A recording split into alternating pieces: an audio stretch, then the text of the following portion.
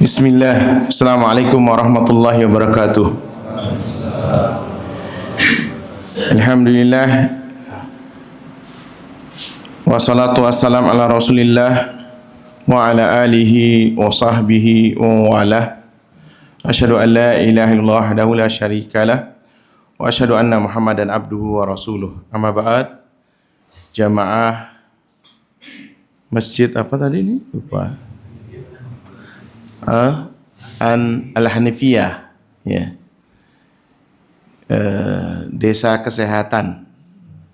Terus ya, Desa Kesehatan, Kecamatan Karangbaru, Aceh, Tamiang, ya. Yang dimuliakan oleh Allah, alhamdulillah hari ini 8 Januari 2026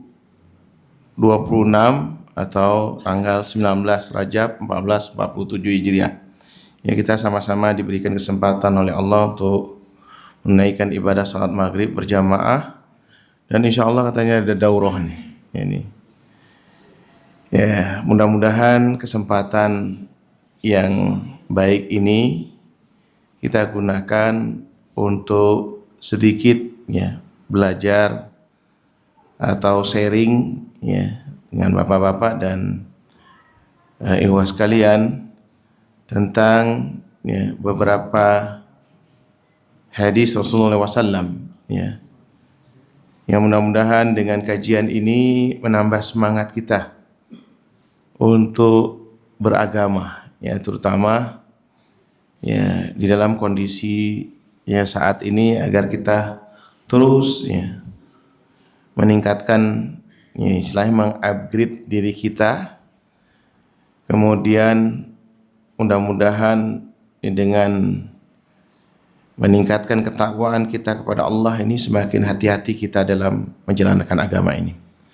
Salawat dan salam kita limpahkan kepada junjungan Nabi kita Nabi Muhammad SAW beserta keluarga beliau, kaum kerabatnya, serta sahabat-sahabatnya. Ada sebuah hadis yang panjang sebenarnya. Ini hadis yang diriwayatkan oleh Imam Ahmad dan Imam Tirmidzi.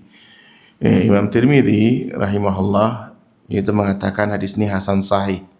Ya, hadis ini diriwayatkan oleh Mu'ad bin Jabal radhiyallahu anhu, ya, seorang dai Rasulullah SAW yang diutus ke Yaman dan beberapa tempat, anak muda dulunya ya.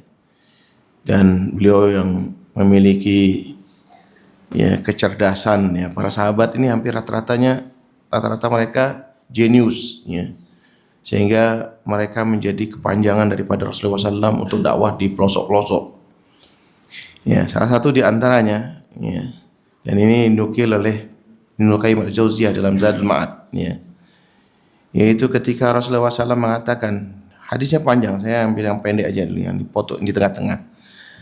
Ala, ya, kata Rasulullah SAW, summa qal, ala uhbiruka bi ra'sil amri wa amuduhu wa durwatu sanamihi. Qultu bala ya Rasulullah. Jadi kata Rasulullah SAW, mau enggak? Ya Mu'ad, ya, aku beritahu kepada engkau, yaitu tentang kepala-kepala dari Islam ini, kemudian tiangnya dan puncaknya. Kata Mu'ad bin Jabal radhiyallahu anhu, tentu ya Rasulullah SAW. Kemudian Nabi melanjutkan, qala Rasul amri al-Islam wa amudu as-salah wa durwatu sanamihi al-jihad fisabilillah. Ya, yaitu kepala daripada urusan-urusan ini. Ya, kata Ibnu Qayyim al-Jauziyah adalah di dalam Zadul Ma'adnya di jilid ketiga, beliau mengatakan yaitu semua pondasinya, dasar-dasarnya. Ya, seluruh urusan kita ini semuanya. Ya, dalam agama kita itu ada yang pokok itu ada urusan ibadah yang berhubungan dengan rukun Islam, urusan akidah, keyakinan, itu yang semua yang berhubungan dengan rukun iman. Kemudian urusan muamalah, ya, itu semua berhubungan dengan rukun ihsan. Ya, itu semuanya ya dikatakan sebagai dinul Islam. Jadi muamalah nanti muamalah kepada Allah Subhanahu wa taala ya secara vertikal, kemudian ya secara horizontalnya adalah kepada sesama manusia dan makhluk lainnya. Nah, ini ya Rasul Amri. Kemudian wa amuduhu as-salah. Ya, setelah pondasi, karena beliau menggambarkan seperti masjid ya, seperti masjid kita ini Al-Hanifiyah ini. Nah, pondasi tentu adalah tiangnya. Tiangnya adalah salat. Ya. Wa amuduhu adalah as-salah. Kemudian wadurwatu sanamihi. Ya. Atau boleh dibaca wadirwah ya. Puncaknya atau kubahnya. Ya, kubahnya itu yaitu apa? Al-jihad fisabilillah. Yaitu berjuang di jalan Allah Subhanahu wa taala. Nah, kemudian Ibnu Qayyim Al-Jauziyah rahimahullah ya, menjabarkan tentang hadisnya. Hadis yang hasan sahih diriwayatkan juga oleh Imam Ahmad dalam musnadnya rahimahullah taala.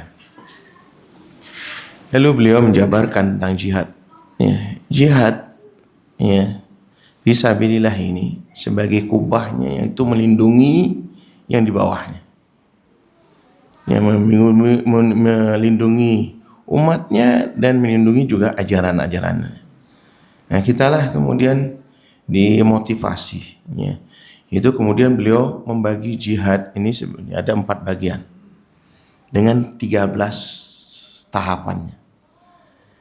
Ya, jihad yang ada jihadun nafs, kemudian jihad melawan syaitan, jihad melawan orang kafir dan munafik, ya.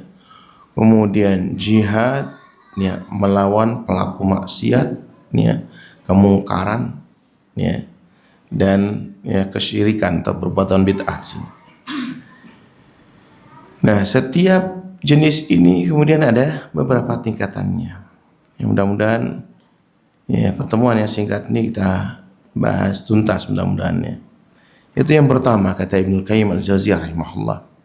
Jihadun nafs. Mungkin sebagian kita sering hanya sebatas menerjemahkan yaitu jihad melawan hawa nafsu saja. Ya. Tapi sebenarnya kata beliau ada 4 tingkatan. Jihadun nafs itu jihad diartikan berjuang. Ya, nafs untuk diri sendiri. Ya. Yaitu 4 tingkatan. Yaitu yang pertama berjuang untuk diri sendiri. Ya. Dalam apa? Dalam meraih ilmu. Ya. Demi ilmu. Kemudian tingkatan yang di atasnya, yang kedua, kemudian mengamalkan, berjuang untuk diri sendiri, mengamalkan ilmu. Di atasnya lagi yang ketiga, berjuang untuk diri sendiri, ya, untuk mengajarkan ilmu yang kita amalkan. Kemudian di atasnya lagi berjuang untuk diri sendiri, yaitu untuk sabar. Sabar dalam apa? Kata Syekh Haitham bin Muhammad Sarhan, hafizahullah ta'ala, dalam menuntut ilmu, dalam mengamalkannya, dalam mengajarkannya, kemudian di dalam menjalankan perintah Allah, menjauhi larangan Allah Subhanahu wa taala, dan sabar terhadap apa yang Allah takdirkan kepada diri kita. Yang kita bahas satu-satu nih. Yang kita bahas ini. Bapak-bapak dan ibu sekalian, yaitu jihadun nafs ini, berjuang untuk diri sendiri dalam meraih ilmu.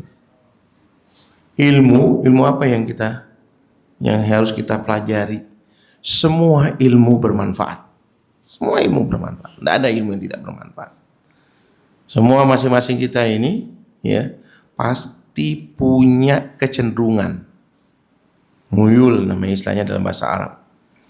Ya, ada kecenderungan kita. Semua kita ini diberikan talenta ya, yaitu ya ada kelebihan pada diri kita. Kita punya kecenderungan ya masing-masing kita. biasanya yang membentuk adalah lingkungan kita daripada orang tua kita ini. Ya, dan silahkan itu dikembangkan. Tapi semua ilmu rata-rata untuk bertahan hidup saja. Rata-rata semua untuk bertahan hidup saja. Untuk cari makan, ya, yaitu pangan, untuk sandang, cari pakaian, ya, supaya kita bisa pakai baju. Kemudian papan, sandang, pangan, papan, yaitu untuk bikin rumah untuk berteduh. Itu semua ilmu itu hanya sebatas. Dan yang diperintahkan oleh Rasulullah SAW, yang perlu dan yang patut dan yang wajibnya kita pelajari cuma 3 saja. Yaitu apa? Ilmu tentang Allah Subhanahu wa taala. Ya, karena Dia adalah Tuhan yang kita ibadahi. Karena kita diciptakan hanya untuk beribadah kepada dirinya. Wa ma khalaqtul jinna wal insa illa liya'budun. Ya, tidaklah aku ciptakan jin dan manusia kecuali untuk beribadah kepadanya. Kemudian yang kedua, ilmu tentang agama kita. Ya, tentang agama kita. Yang tadi terdiri dari apa? 3 pokok permasalahan. Rukun Islam, rukun iman, dan rukun ihsan. Kemudian ilmu tentang Nabi kita, Nabi Muhammad SAW. Baik itu biografinya, ya, yaitu sejarah hidup beliau atau sirahnya, maupun yang paling utama adalah ajaran beliau, ajaran-ajaran yang diajarkan oleh beliau. Nah, ini ilmu 3 ini aja. Dari mana kita dapat? Ya, pengetahuan ini dari Rasulullah SAW, bahwasanya kalau kita wafat, meninggal nanti, begitu masuk di alam yang baru, alam kubur namanya. Alam kubur ini, ya, dengan kita sekarang ini, itu ada barzah. Barzah itu artinya dinding antara alam dunia dengan alam akhirat, dinding. Nggak ada lagi kita ini. Nanti begitu kita wafat, ya, lalu Allah utus malaikat Munkar dan Nakir bertanya 3 hal. Nggak ditanya yang lain-lainnya. Nah. Tanya marrabbuka, ya, wa madinuka, wa man nabiyuka. Ya, maka kata ulama inilah 3 pokok utama. Ya, Syekh Muhammad At-Tamimi rahimahullah menulis buku Al-Usulus Salasah, yaitu 3 pokok utama yang harus kita pelajari, ya, tentang Allah Subhanahu wa taala. Ya, bagaimana kita beriman kepada dirinya, apa iman itu, ya, kemudian, ya, pembagiannya apa saja. Ya, makanya kita harus pahami itu Allah Subhanahu wa taala, ya, wujudnya. Wujud itu artinya keberadaannya. Karena Allah, Tuhan yang kita sembah ini maha gaib, berbeda dengan Tuhan mereka yang divisualkan, yang digambarkan. Ya, sementara kita ini beribadah kepada Allah, Tuhan yang maha gaib. Maka kita harus menumbuhkan keyakinan tentang adanya Allah. Sedikitnya, ya, adanya Allah itu diketahui dengan 4 hal. Kata Syekh Utsaimin rahimahullah dalam syarah usul sunnahnya, beliau mengatakan yaitu dengan fitrah. Yang pertama, semua makhluk, apalagi manusia, ya, diberikan fitrah. Fitrah itu secara otomatis kita tahu. Ma min mu'aludin, kata Rasulullah SAW, illa yuladu alal fitrah. Tidaklah seorang anak dilahirkan kecuali dalam keadaan fitrah, ya, untuk mengenal Allah Subhanahu wa taala. Fa abawahu yuhawidani au yunasirani au yumajisani. Maka kemudian orang tuanya menyebabkan dia Yahudi, Nasrani atau Majusi. Alhamdulillah kita dilahirkan dari orang tua yang muslim. Alhamdulillah, ya. Kemudian apa? Yaitu dengan akal. Ya, mengetahui adanya Allah Subhanahu wa taala itu, ya, Yaitu dengan akal. Nggak mungkin adanya sesuatu itu ada dengan sendirinya. Tidak mungkin sesuatu itu menciptakan dirinya sendiri, tidak mungkin. Ini semua ini yang ada di hadapan kita ini, kita yakin pasti ada pembuatnya. Gadget misalnya ini, walaupun kita tidak melihat siapa yang membuat ini, kita yakin ini manusia yang membuat. Tidak mungkin jin. Ya, tidak mungkin jin. Tidak mungkin binatang, monyet paling cerdas pun tidak mungkin. Walaupun kita tidak melihatnya, kita yakin ini manusia yang membuatnya. Lalu, ya apalagi dengan alam semesta ini. Mesti yang maha pencipta yang membuatnya. Nah ini, yaitu tentang adanya Allah Subhanahu Wa Taala. Ya. Keyakinan yang ketiga, adanya agama. Ya, aturan-aturan agama. Ini ilmu yang kita harus pelajari. Itu berjuang untuk diri sendiri kita, itu untuk belajar tentang agama kita ini.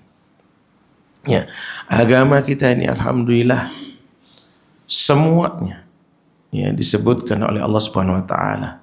Kisah-kisahnya hampir 2/3 isi daripada Al-Quran itu tentang kisah. Kemudian apa? Tentang aturan-aturan agama yang Allah tetapkan seluruhnya, yaitu bermanfaat untuk kita. Dan itu nggak mungkin yang membuat aturan kecuali yang maha mencipta. Kemudian yang keempat, ya kalau dulu para rasul ada ya mukjizat namanya, disesuaikan dengan umatnya. Umatnya misalnya jago sihir, maka Allah memberikan kekuatan lebih daripada umatnya. Mukjizat itu artinya melemahkan apa yang dikuasai oleh umatnya. Yang Allah memberikan kepada Rasulnya apa yang dikuasai oleh umatnya. Umatnya Nabi Musa misalnya jago sihir. Fir'aun tuh ya gurunya tukang sihir.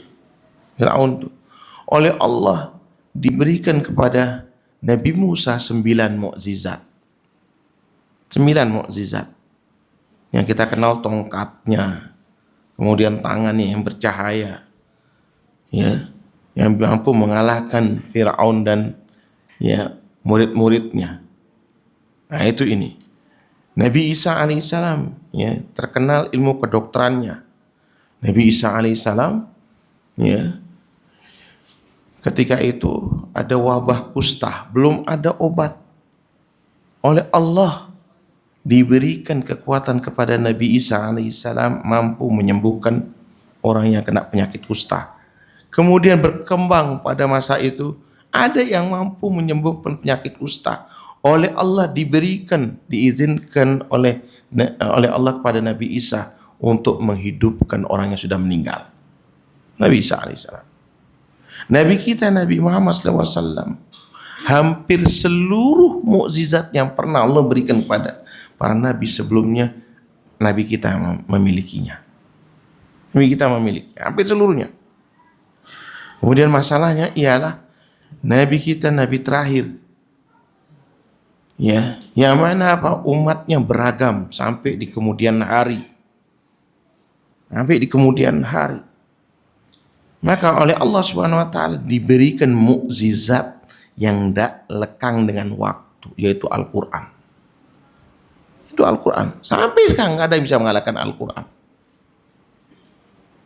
Nabi kita Nabi Muhammad SAW diberikan dan diizinkan oleh Allah untuk menembus langit ketujuh sampai ke Sidratul Muntaha. Kenapa? Karena umatnya jago buat teknologi tinggi, buat pesawat baru mampu kecepatan suara. Barangkali yang belajar fisika, Nabi kita diberi kemampuan kecepatan cahaya. Ya, kecepatan cahaya. Ada yang pernah menghitungnya. Ya. Ini juga menurut anak ini yang ahli fisika. Yaitu dulu Kiai Bahauddin Mudhari. Itu dia ahli metafisika. Itu beliau menghitungnya kecepatan cahayanya buruknya Nabi kita Nabi Muhammad SAW 1/1 juta detik. Jadi berangkatnya ini ba'da Isya, sampainya kemarin. Sehingga Rasulullah SAW lepas daripada ruang dan waktu bertemu dengan para nabi. Makanya kita tahu jumlahnya nabi 124.000. 124.000 nabi, 313 rasul atau 315 rasul. Itu dari kisah ini. Nah, itu adalah kecepatan cahaya borok. Ya, antum coba hitung berapa detik matahari yang jauhnya jaraknya 300 ribuan kilometer. Wallahu a'lam kita. Itu hanya hitungan detik saja sampai ini. Nggak ada umatnya Muhammad atau manusia saat ini yang mampu membuat mesin atau pesawat kecepatan cahaya, nggak ada sampai sekarang. Ila yaumil qiyamah. Kenapa? Karena Allah memberikan mukjizat. Mukjizat itu artinya melemahkan kemampuan umatnya pada waktu itu. Kemudian itu di luar, itu yang kelihatan. Kemudian aturan-aturan. Karena kok lupa terus ini yang ahli yang mu'allaf orangnya Nixon, pejabat Presiden Amerika. Beliau ini masuk Islam pernah diejek sama teman-temannya. Kenapa kamu masuk Islam?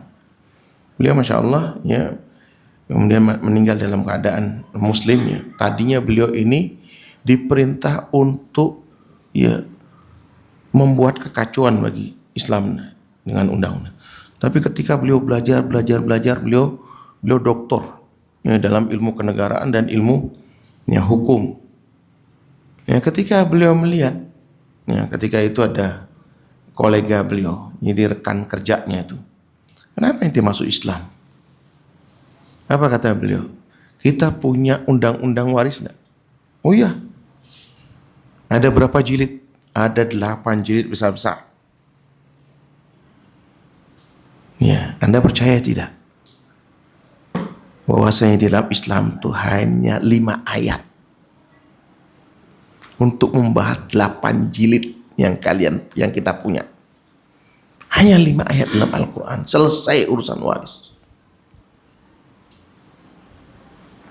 Itu kalau bukan Sang Pencipta, nggak mungkin ini. Maka Masya Allah, bapak-bapak dan ibu sekalian, antum belajar supaya apa? Ada rasa kebanggaan. Ada rasa kebanggaan. Ini Al-Quran nih. Itu isinya menarik, kisah, aturan, nggak ada umat Muhammad ataupun orang yang masa hidup nih sekarang ini yang bisa mengalahkan Al-Quran, nggak ada. Mohon maaf ini, kita kadang-kadang hanya sebatas anak-anak aja yang membacanya, dan itu pun hanya untuk belajar, sekedar belajar membaca, tidak memahaminya. Maka teman-teman sekalian, ini pentingnya kita belajar tentang Allah Subhanahu Wa Taala, belajar tentang agama kita, bagaimana kemudian Allah menetapkan. Kemudian tentang Allah Subhanahu Wa Taala, yang kedua yang patut untuk kita dan yang wajib untuk kita ketahui, yaitu tentang apa? Keesaannya. Jika kata Syekh Utsaimin rahimahullah, tauhiduhu, jadi wujuduhu tadi, keberadaannya itu minimal sedikit diketahui dengan 4 cara, yaitu dengan fitrah, dengan akal, dengan agama, kemudian dengan mukjizat, atau kalau sekarang itu dengan doa yang dikabulkan. Kita yakin bahwasanya ada Allah Sang Pencipta yang mengabulkan doa-doa kita. Lalu berikutnya yang kedua, yaitu tentang Allah Subhanahu Wa Taala yang wajib untuk kita ketahui, yaitu keesaannya. Keesaan yang pertama, yaitu tentang bahwasanya Allah menciptakan segala sesuatunya, kemudian menguasainya, lalu mengaturnya sendiri, tidak dibantu oleh makhluk-makhluknya, nggak dibantu. Ini namanya tauhid rububiyah. Tauhid rububiyah, mengesahkan Allah di dalam perbuatannya. Apa perbuatan Allah? Allah menciptakan segala sesuatunya beserta tugas-tugasnya. Kemudian Allah menguasainya dan mengaturnya sendiri tanpa dibantu oleh makhluknya. Ya. Kemudian tauhid yang kedua namanya tauhid uluhiyah, tauhid ibadah. Setelah kita mengetahui Allah yang menciptakan segala sesuatunya, maka yang kedua apa? Kita harus beribadah hanya kepada dirinya. Namanya tauhid uluhiyah. Ya, tauhid ibadah. Kemudian yang ketiga, tauhid asma wa sifat. Ya, Allah mempunyai nama-nama. Walillahil asmaul husna fad'uhu biha. Dan bagi Allah mempunyai nama-nama, gunakan kita untuk berdoa. Ya, asma al-husna yaitu nama-nama Allah maha indah. Wa sifatullahil ula, dan sifat-sifat Allah yang maha tinggi. Kata Syekh Utsaimin rahimahullah, hampir semua surah dalam Al-Quran itu mengandung 3 tauhid ini. Ya, yaitu mengesahkan Allah dalam rububiyahnya, kemudian mengesahkan Allah dalam ibadahnya, kemudian mengesahkan Allah dalam sifat-sifat dan nama-namanya. Ini teman-teman sekalian imannya. Ada satu ayat di dalam Al-Quran surah Maryam ayat 65 Allah yang kata Syekh Utsaimin yang mengandung 3 tauhid ini. Ya, Rabbus samawati wal ardi wa ma bainahuma fa'budhu wastabir li ibadatihi hal ta'lamu lahu samiyya. Rabbus samawati wal ardi wa ma bainahuma. Dialah Tuhan langit dan bumi dan di antara keduanya. Ya. Fa'budhu, maka ini tauhid rububiyah yang tadi ya. Tauhid yang kedua, fa'budhu wastabir li ibadatihi. Maka sembahlah dia dan sabarlah kalian dalam beribadah kepadanya. Ini tauhid uluhiyah atau tauhid ibadah, mengesahkan Allah dalam beribadah kepadanya. Hal ta'lamu lahu samiyya, apa kalian mengetahui Allah mempunyai nama? Di Allah mempunyai, kata para ulama dalam hadis disebutkan juga, yaitu 99 nama. Kata Syekh Utsaimin 81 dalam Al-Quran, 18 dalam hadis. 81 dalam Al-Quran, 18 dalam hadis, di total jadi 99 nama. Nah ini yaitu tentang keesaan Allah Subhanahu wa taala. Yaitu yang kita pelajari tentang Allah Subhanahu wa taala. Yang wajib kita ketahui bersama. Bapak-bapak dan ibu sekalian, ini jihadun nafs, kembali jihadun nafs, yaitu apa? Kita berjuang untuk diri sendiri, mengamal menuntut ilmu yang kita pelajari semua boleh. Ya, tapi yang paling utama ilmu tentang Allah. Kemudian tentang agama. Tentang agama kita. Ya. Nanti mungkin dibahas oleh ini. Kemudian apa? Tentang Nabi kita, Nabi Muhammad SAW. Apa yang perlu kita pelajari tentang Nabi kita, Nabi Muhammad SAW? Tentu biografi yang pertama. Nggak boleh kita ini sudah umur-umur nggak pernah sekali baca ini tentang sirah Nabi. Jadi minimal ya, Bapak dan Ibu sekalian, yaitu kita sekali duduk di sini mungkin baca sirah Rasulullah SAW, biografi Rasulullah, bagaimana Rasulullah SAW dari lahir sampai wafatnya. Kisahnya sangat indah. Dan yang paling utama adalah ajarannya. Kenapa? Karena ibadah kita ini, jamaah yang dimuliakan oleh Allah Subhanahu wa taala, enggak akan diterima kecuali 2 hal. Memenuhi 2 syarat diterimanya ibadah kita ini. Syarat yang pertama, harus ikhlas karena Allah Subhanahu wa taala. Harus apa maksudnya harus ikhlas karena Allah Subhanahu wa taala? harus ibadah kita ini ya benar-benar diperuntukkan pada Allah. Ikhlas ini definisinya apa? Definisinya sederhana sekali. Ya. Dijelaskan oleh Syekh Utsaimin rahimahullah. Ikhlas itu sebenarnya ada diberikan definisinya oleh Allah Subhanahu wa taala dalam surah Al-Ikhlas. Jadi ikhlas itu artinya bukan tanpa pamrih, Pak. Kenapa? Tidak mungkin kita beribadah tidak berharap pahala. Pasti semua kita berharap pahala. Itu berarti apa? Kita pamrih. Iya enggak? Kita berdoa, nggak mungkin kita bilang, ya Allah jangan dikabulkan doa saya. Nggak mungkin. Kita berdoa, ya Allah kabulkan doa saya. Pasti.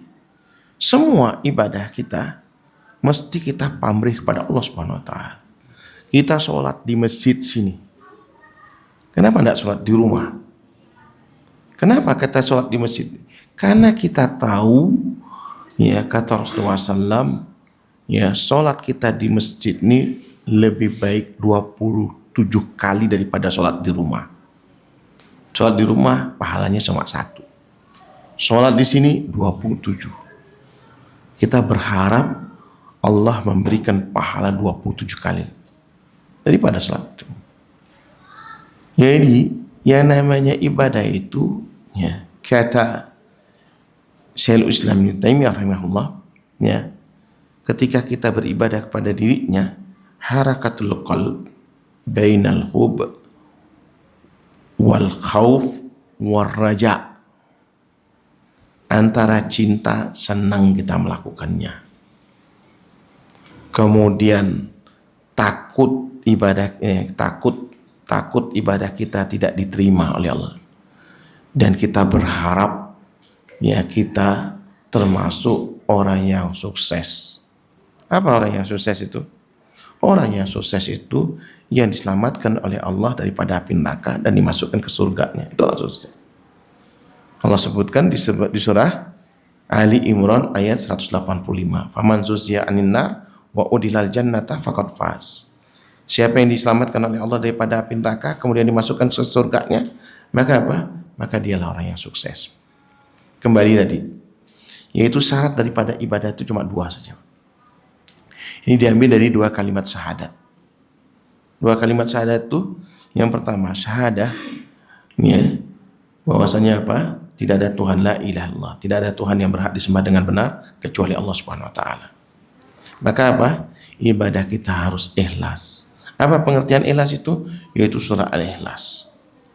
Bagaimana bunyinya surah Al-Ikhlas? 2 ayat pertama itu menetapkan, namanya isbat, menetapkan hanya Allah satu-satunya Tuhan yang diibadahi.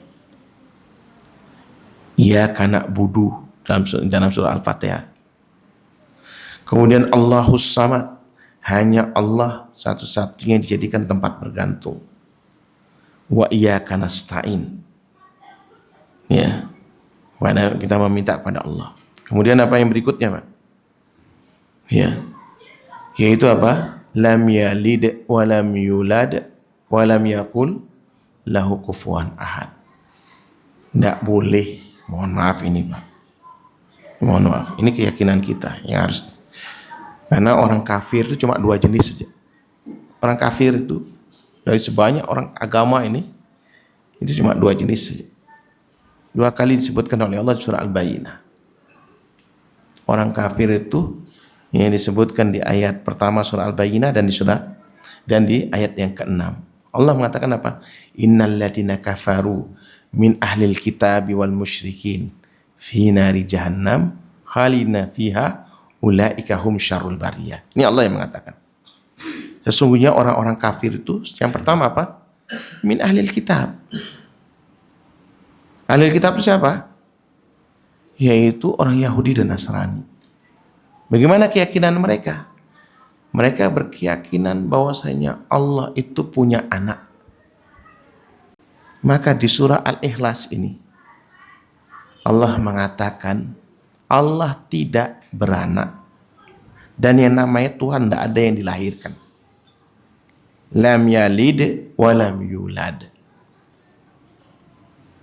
Ini bantahan Allah terhadap ahlul kitab.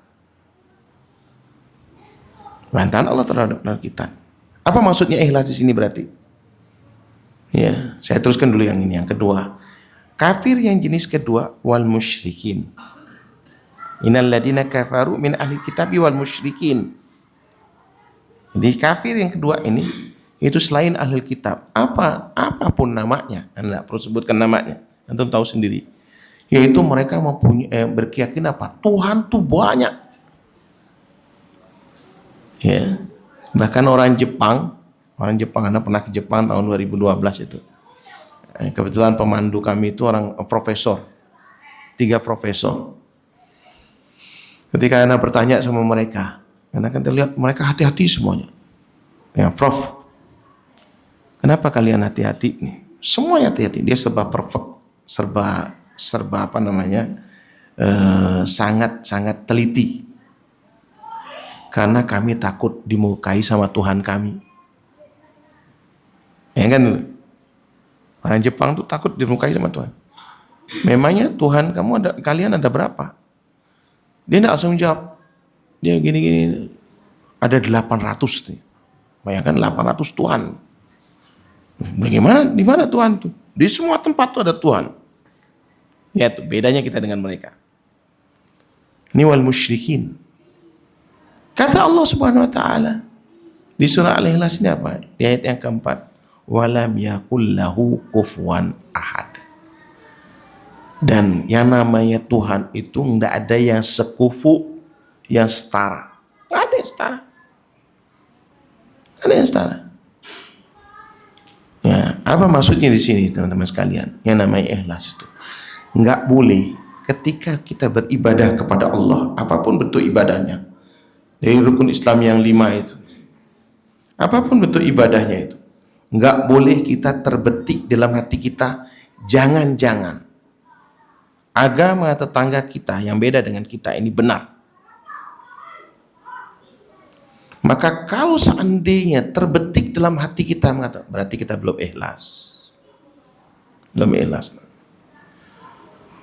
Ya, karena kita harus mengatakan mereka kafir. Kafir itu artinya apa? Ditutup akalnya, otaknya, nggak bisa menerima hidayah. Nggak bisa menerima hidayah. Maka nggak boleh, ya bapak-bapak dan ibu sekalian, mudah-mudahan kita jaga keluarga kita semuanya. Ini namanya jihad. Jihadun nafs. Kita menjaga keluarga. Yaitu apa? Mengarahkan semuanya. Nggak boleh kita punya keyakinan jangan-jangan agama mereka itu benar. Berarti apa? Kalau kita berkeyakinan terbetik saja dalam hati kita, maka kita belum ikhlas dalam beribadah. Nah, ini syarat pertama diterimanya ibadah kita. Harus diterimanya ibadah kita, yaitu apa? Harus ikhlas karena Allah Subhanahu wa taala. Definisinya bagaimana? Itu surah Al-Ikhlas tadi. Kemudian yang kedua, syarat yang kedua yaitu kalimat Muhammadur Rasulullah. Jadi 2 kalimat syahadat itu. Ya, 2 kalimat syahadat itu. Apa ininya? Yaitu apa? Seluruh ibadah kita itu harus sesuai dengan apa yang diajarkan Rasulullah SAW. Apa yang harus sesuai? Waktunya, caranya, bacaannya, jenis-jenisnya, ya, aturan-aturannya, semuanya harus sesuai dengan ajaran Rasulullah. Tidak boleh kita berkreasi, apalagi berinovasi. Tidak boleh. Karena Rasulullah SAW sudah mengajarkan waktunya sholat subuh terbit fajar. Berarti apa Pak? Kalau terbit matahari itu namanya sholat duha. Waktunya sholat subuh terbit fajar. Rasulullah SAW mengajarkan terbit fajar kita bangun terbit fajar. Begitu lewat waktunya, berarti itu ya kita udah ketinggalan subuhnya. Diajarkan sama Rasulullah SAW. Waktunya sholat duhur pas matahari tegak seperti ini tergelincir sedikit. Yaitu waktunya sholat duhur, zawal. Ya, jadi tergelincir sedikit. Waktunya asar, yaitu bayangan kita 2 kali, ya, 2 kali dari tubuh kita. Itu waktunya asar. Waktunya maghrib, terbenamnya matahari. Waktunya isya, ya, hilangnya kemerahan. Nggak boleh kita ngarang-ngarang waktu sholat. Waktu puasa, ini bulan Rajab harus kita banyak. Nanti bulan Ramadan kita puasa Ramadan. Waktunya zakat sudah diatur oleh Rasulullah SAW. Nggak boleh kita ngarang-ngarang. Ya, waktunya zakat. Waktunya haji, nggak boleh kita. Kita ngarang-ngarang sini nggak boleh. Waktunya. Kemudian apa cara-caranya semua. Diajarkan ibadah sholat, subhanallah. Antum lihat aja di mana saja. Di mana saja, bangsa apa saja. Bahasa aja, nanti kalau antum pergi kemana aja ke dunia ini, semua sholatnya sama, adzannya sama, sholatnya sama. Kalau berbeda, nah, ini pasti dia ngarang sendiri dia. Karena ada beberapa tempat aneh-aneh sholatnya. Nah itu berarti apa? Mirip kayak Islam tapi dia bukan ajaran Islam. Ini semuanya dari takbiratul ihram sampai salam tuh semuanya sama, nggak ditambah, nggak dikurang. Bacaannya. Kemudian apa? Ya, yaitu waktunya, caranya, bacaannya pun sama. Ya, bacaannya pun sama. Kemudian juga jenis-jenisnya. Ada wajib ain, ada wajib kifayah. Semuanya ada sama. Ya semuanya, ya, ibadah ini harus sesuai dengan apa yang diajarkan. Kalau nggak sesuai, berarti apa? Tertolak. Makanya apa? Bapak-bapak dan ibu sekalian, perlu kita belajar, duduk bareng. Supaya apa? Supaya yakin. Karena kita tuh ibadah itu harus yakin. Yakin ibadah saya sudah memenuhi syarat. Saya yakin ibadah saya ini diterima oleh Allah Subhanahu wa taala. Harus yakin. Kalau enggak, kita akan hidup dalam keraguan terus. Ini pentingnya kita belajar. Ini ilmu yang wajib kita pelajari. Baru setelah itu apa? Yaitu mengamalkan apa yang kita pelajari. Ya, mengamalkan apa yang kita. Lalu apa? Mengajarkan. Jadi bapak-bapak di sini sebagai utusan dari keluarga masing-masing. Sampai di rumah ceritakan. Mungkin yang anak muda, ya, yang masih muda, ya jangan ngajari bapaknya, Pak, saya dengar enggak. Pak, tadi ada ustadz, ya, cerita tentang ini. Jadi berkisahlah kita. Jangan antum ngajari, Pak, caranya sholat begini. Nanti dia bilang, ente ini anak baru kemarin udah ngajari saya. Nah, jadi Pak, samalah Pak, kita ini, ya, antum mendengar kisahnya siapa namanya? Abu Hanifah. Abu Hanifah itu ulama besar. Abu Hanifah itu kalau ngajari ibunya, padahal beliau jadi rujukan. Apa kata ibunya? Ente ini anak baru kemarin. Ya, baru kemarin ada di sebelahnya Abu Hanifah itu tetangganya tukang cukur. Ibunya sering bertanya kepada dia. Ibunya itu tanya sama dia. Maka apa? Abu Hanifah ngajari tukang cukur di sebelah itu. Nanti kalau ibu ana bertanya tentang ini, ajarkan seperti itu. Maka kadang-kadang ibunya bertanya kepada itu, diajarkan sama Abu Hanifah.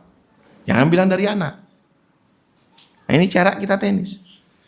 Tuh, lihat tuh, tukang cukur tendangan itu. Itu baru benar kata ibunya. Padahal tukang cukur itu muridnya Abu Hanifah. Jadi kadang-kadang kita kalau ngajari di rumah kita, sama orang tua kita, anak juga begitu Pak, sama Pak. Ibu saya gak pernah dia percaya sama saya. Gak akan pernah. Cuma anak bagaimana? Yaitu caranya dengan cara berkisah. Berkisah. Tadi itu, saya biasa bercerita, ya, tadi itu ada bapak-bapak bertanya seperti ini, padahal tidak ada yang tanya, cuma aja caranya mengajar itu. Nanya apa bapak? Nanya begini. Jadi cerita ulang, seperti apa yang ceramahkan. Oh begitu ya, begitu jawabannya. Ya kurang lebih seperti itu. Padahal mau kita ngajarkan orang tua kita. Tapi kalau kita posisi kita sebagai guru, oh dia bilang, ente anak lahirkan mau ngajarkan anak lagi. Intiana suapi makan kan begitu dia. Tapi kalau kita berkisah, pandai kita bercerita, maka apa? Insya Allah inilah kewajiban kita, yaitu jihadun nafs, yaitu mengajarkannya.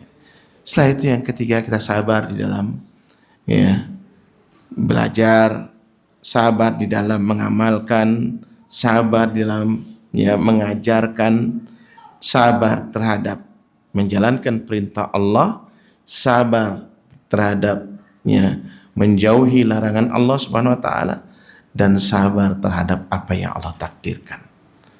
Kemudian ikhwas sekalian rahimakumullah, mudah-mudahan ya ini baru sebagian, nanti mungkin Ustaz Abdullah Husni yang melanjutkan nanti.